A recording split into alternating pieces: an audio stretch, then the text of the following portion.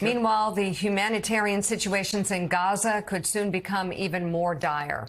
The United Nations says efforts to distribute aid will grind to a halt in the coming days when the group's trucks inside Gaza run out of fuel. Israel is allowing food, water, and medical supplies to enter, but is still barring humanitarian groups from bringing fuel in for fear Hamas will use it for terror attacks.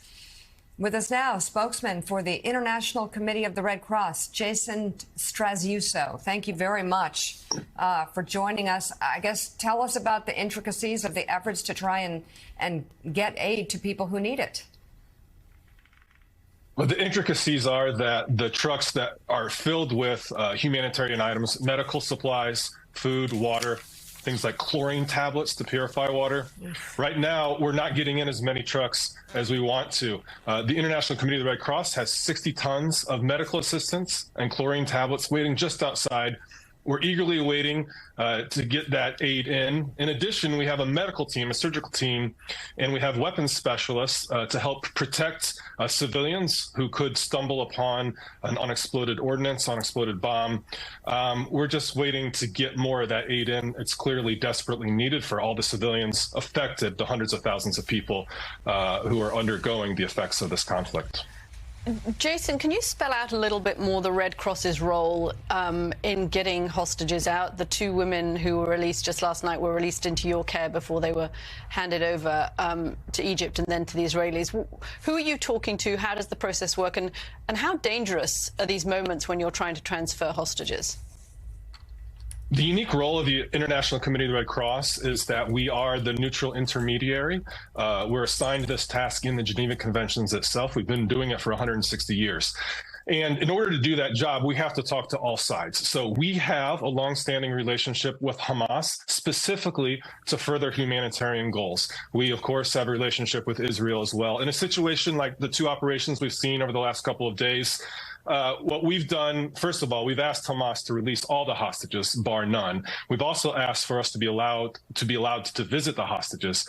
But specifically in the operation last night and the one on Friday, we were that neutral intermediary, the trusted party between the two sides to meet Hamas and the hostages at a given point and to transport them to the other side into the hands of Israeli officials. You asked, how dangerous is that? And it's an extremely sensitive job. It's a role that any one of us could do. We could apply for a job at the ICRC, put on the Red Cross vest, get in the car in the middle of an active conflict zone and drive these people to safety. The problem is you never know who might be lurking around a street corner, who might want to prevent an operation like this from happening. So you plan it as carefully as you can. You share the information with as few people as possible because your number one goal is making sure it's successful from point A to point B. So, Jason, as you know, one of the big concerns from Israel and other nations is that sending all these trucks in, all this humanitarian aid, it's just going to be intercepted by Hamas and used for their own purposes, not get actually to the people who need it. That includes fuel and other things like that as well. How do you assure people that this aid is going to get to the people who need it most? I mean, that's a really understandable issue and question, and it is difficult to work through, and I don't have a magic answer. All I can say is that we know that the assistance that we bring in, and what I mentioned was medical supplies and chlorine tablets, are intended to keep all the civilians who are suffering the effects of the conflict safe. And by the way, when we're talking about medical supplies, that couldn't include that they would be used for fighters.